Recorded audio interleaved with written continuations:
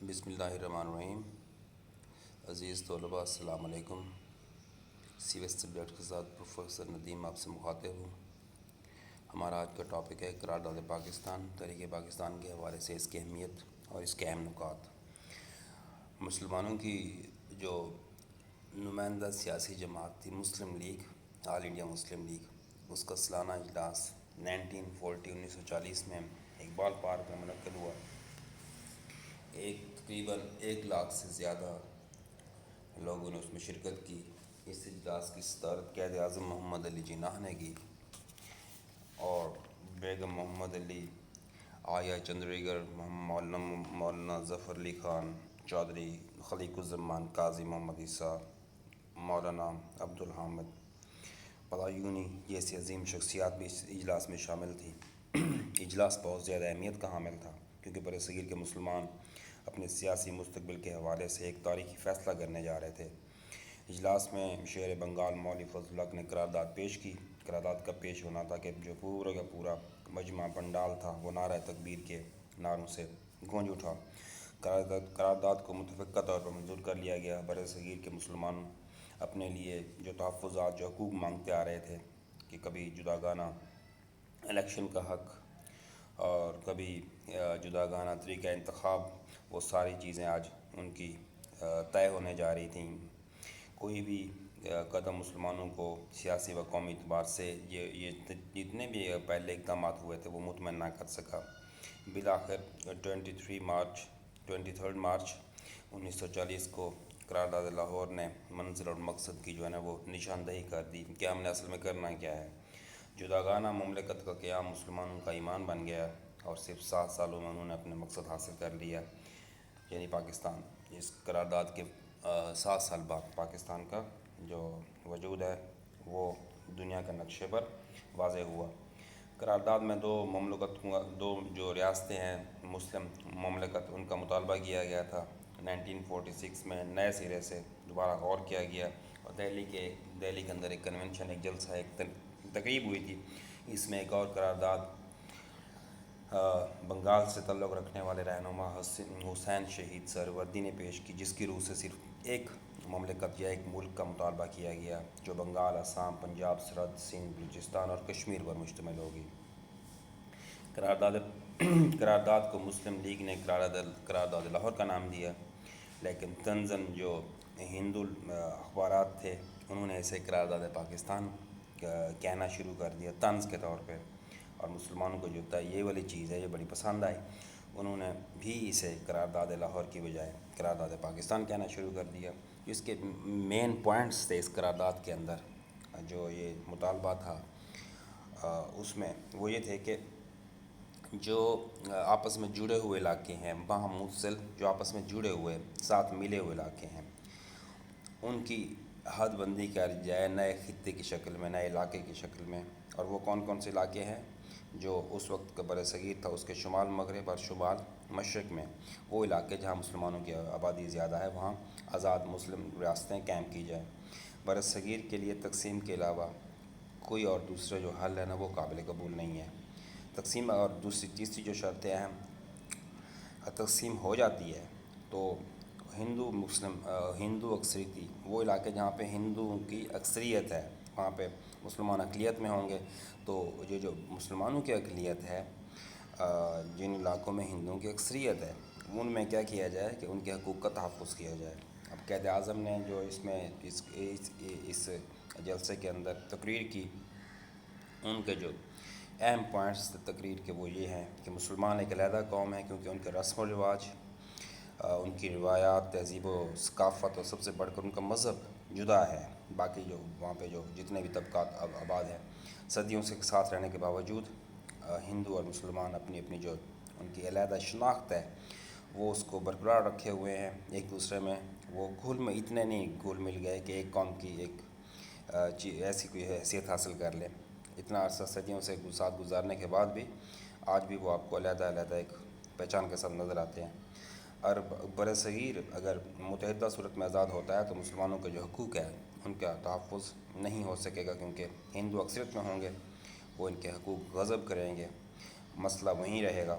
مسلمان علیحدہ مملکت کا مطالبہ کر رہے ہیں تو یہ ایک غیر تاریخی نہیں صحیح، تو اس بات کو غیر تاریخی نہیں سمجھا جا سکتا۔ برطانیہ سے آئرلینڈ جدا ہوا، اسپین اور پرتگال میں علیحدہ علیحدہ، یہ مثالیں دے رہے ہیں کہ وہ اگر وہ جدا ہو سکتے ہیں تو یہ بھی سمجھنا چاہیے جدا ہوگا، اور یہ کوئی ایسا انہونی بات نہیں، انہونا مطالبہ نہیں ہے جو ہم کو لوگ کر رہے ہیں۔ تو پرتگال علیحدہ علیحدہ مملکتیں بنی، اور چیکوسلوواکیہ کا وجود بھی تقسیم کا نتیجہ ہی ہے۔ برصغیر کا سیاسی مسئلہ قومی یا فرقہ وارانہ نہیں، بلکہ یہ بین الاقوامی مسئلہ ہے، اور اسی بیک گراؤنڈ کے ساتھ، اسی تناظر میں، مطلب اس چیز کے ساتھ اسے دیکھنا ضروری ہے۔ برصغیر ایک خشکی کا چھوٹا ٹکڑا ہے، ملک نہیں ہے، اور نہ ہی یہ ایک قوم کا وطن ہے۔ یہاں کئی قومیں رہ رہی ہیں، اور ان کے مفادات وہ بھی کیا ہیں کہ علیحدہ علیحدہ ہی ہیں۔ اب اس جو آپ کا قرارداد پاکستان ہے، اس کا جو پس منظر ہے وہ بیسیکلی اس میں ہم دیکھنا چاہتے ہیں کہ اس کا پس منظر کیا ہے۔ مطالبہ پاکستان کا بیسیکلی کون سے محرکات سے، کون سی چیزیں تھیں جس کی وجہ سے بار بار جو مسلمان ہیں وہ اس بات کا مطالبہ کرتے ہیں۔ پاکستان کا مطالبہ برصغیر کے مسلمانوں نے بڑی غور و غوص اور سوچ کے بعد کیا۔ یہ کسی وقتی غصے یا جذباتی فیصلے کا نتیجہ نہیں تھا۔ مسلمان کافی عرصے سے اس قسم کی حال کی تلاش میں تھے کہ آزادی کے بعد وہ پرسکون اور محفوظ زندگی بسر کر سکیں۔ کئی شخصیتوں نے اس حوالے سے برصغیر کو تقسیم کرنے کی رائج پیش کی۔ بہت سی نیچے جو لسٹ ہے اس میں کافی لوگ ہیں، آپ دیکھ سکتے ہیں۔ ان تمام لوگوں نے مختلف مواقع کے اوپر کیا کیا کہ برصغیر کو تقسیم کرنے کی تجاویز پیش کی۔ مندرجہ بالا جتنے بھی آپ کو جو افراد نظر آتے ہیں، یا مختلف دور کے اندر یہ اس تقسیم کا اشارہ کرتے رہے کہ یہی حال انہیں قابل عمل نظر آتا ہے۔ علامہ اقبال نے خطبہ الہ آباد 1930 میں انہوں نے اس بات کا واضح اشارہ دیا۔ چودھری رحمت علی، انہوں نے ایک پمفلٹ لکھا تھا نو اور نیور، تو لندن میں پیش ہونے لندن میں تیسری جو اپنا گورنمنٹ کانفرنس تھی، اس میں یہ چیز انہوں نے، یہ جو ان کا میگزین تھا، یہ انہوں نے پمفلٹ یہ انہوں نے پیش دیا۔ صاف ظاہر ہوتا ہے کہ تقسیم کا جو تصور ہے رفتہ آہستہ ایک ارتقائی طریقے سے وہ کیا پروان چڑھتا رہا۔ مختلف شخصیات نے اس نے مختلف زاویوں سے دیکھا اور اپنی جو رائے ہے وہ پیش کی۔ اس میں ایک بات جو ہے نا، وہ دوسرے آگے ایک مصنف ہے سید حسن ریاض صاحب، ان کی کتاب ہے پاکستان ناگزیر تھا۔ انہوں نے لکھا ہے کہ قائد اعظم 1930 سے تقسیم کے فارمولے پر غور کرتے آ رہے تھے، اور تخلیق پاکستان کے حق میں ان کا ذہن قرارداد پاکستان کی منظوری یا توثیق سے پہلے ہی بن چکا تھا۔ رفتہ رفتہ مسلمانوں کو اپنے نظریے کے حق میں دلائل قائل کرتے رہے، اور 1940 میں قرارداد پاکستان منظور کروا کے اسے ایک ملی مطالبے کے طور پہ پیش کیا۔ پاکستان کا مطالبہ کیوں، پاکستان مانگنے کی ضرورت مسلمان جو جنوبی ایشیا کے مسلمان تھے انہیں ضرورت کیوں پیش آئی؟ اس حوالے سے کئی جو محرکات یا وجوہات، اسباب ہیں، وہ یہ ہیں کہ مسلمان ہندو جو کلچر تھا اس کے غلبے سے محفوظ ہونا چاہتے تھے۔ ہندو جماعتیں وہ اپنے رام راج کے حوالے سے اپنا جو ہے نا ان کا ایک وہ مطالبہ کر رہی تھی، اور ہندو مت مسلسل اسلام کو دیگر نظاموں کی طرح اپنے اندر جذب کرنے کی، اپنے اندر سمونے کی کوشش کر رہا تھا۔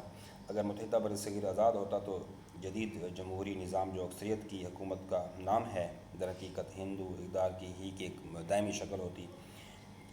ہندوؤں کے معاشی غلبے سے چھٹکارا ضروری تھا، اور یہ تقسیم برصغیر کی صورت میں ہی ممکن تھی۔ فرقہ وارانہ فسادات میں مسلمانوں کے خون بری طرح بہایا جاتا رہا۔ یہ جو صورت تھی انگریزوں کی حکومت کی موجودگی میں قائم رہی۔ انگریزوں کے جانے کے بعد مسلمان ہندوؤں کے رحم و کرم پر ہوتے، اور انہیں آج آئے دن قتل و غارت کا سامنا کرنا پڑتا۔ مسلمانوں کو معاشرے میں کم تر درجہ دیا جاتا۔ ذات پات، رنگ و نسل چھوٹ چھات کے ہندو معاشرے میں مسلمان باوقار زندگی بسر نہیں کر سکتے تھے۔ مسلمانوں کی زبان، ثقافت، تہذیب ختم کرنے کی جو ہندوؤں کی کوشش تھی 19ویں صدی کے دوسرے نصف اور 20ویں صدی میں جاری رہیں۔ صاف دکھائی دیتا تھا کہ اگر ہندوستان ایک ملک کے طور پر آزاد ہوتا تو مسلمانوں کی ثقافت، تہذیب اور زبان ہمیشہ کس چیز میں رہتی؟ خطرے میں۔ مسلمان چاہتے تھے کہ اسلام کے نام پر ایک مملکت قائم ہو، جہاں وہ اپنی جو انفرادی اور اجتماعی زندگی ہے وہ اسلام کے اصولوں کے مطابق بسر کر سکے۔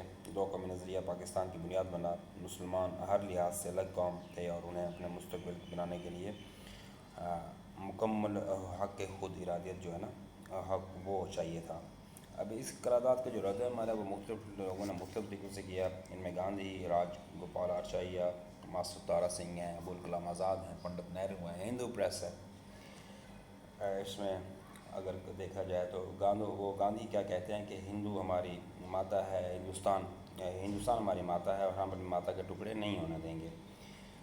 آگے راج گوپال وہ کہتے ہیں کہ یہ مطالبہ ایسا ہے کہ ایک گائے کی ملکیت کا تنازع ہو دو بھائیوں کے درمیان اور اسے دو ٹکڑوں میں تقسیم کر کے اس مسئلے کو حل کرنے کی کوشش کی جائے، ایسے ہی ہے۔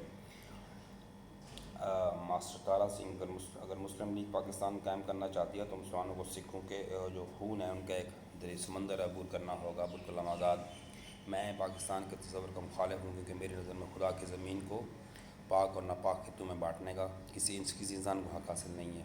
پنڈت نہرو: پاکستان کی ساری اسکیمیں ہم خانہ ہے، اس کا تصور 24 گھنٹے سے زیادہ عرصہ قائم نہیں رہے گا۔ ہندو پریس جو اخبارات ہیں انہوں نے the Hindustan Times, Modern, Review, Tribune اور امرت بازار پتریکا نے تقسیم کے منصوبے کی مخالفت میں اداریہ تحریر کیے، مطالبہ پاکستان کو مجذوب کی بڑھ قرار دیا کہ ایک مطلب ایسا وہ ہے کہ ذہنی طور پر معذور جو انسان ہے نا اس کی خواہش ہے، سمجھ لیں۔ ہندو اخبارات پرتاب اور ملاپ نے قرارداد کا مذاق اڑایا اور خوب زہر افشانی، زہر اگلا مطلب۔ تو یہ تھا ہمارا آج کا ٹاپک، وہ امید کرتا ہوں کہ آپ کو یہ آپ کے لیے ہیلپ فل ثابت ہوگا۔ اللہ تعالیٰ آپ کا حامی و ناصر ہو۔